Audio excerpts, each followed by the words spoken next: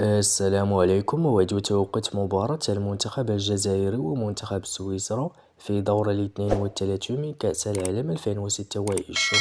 والقنوات الناقلة لهذه المباراة: تأهلت الجزائر إلى دور 32 من كأس العالم بعد احتلالها المركز الثالث في ترتيب المجموعة العاشرة، وتأهلت سويسرا إلى دور 32 بعد احتلالها المركز الأول في ترتيب المجموعة الثانية.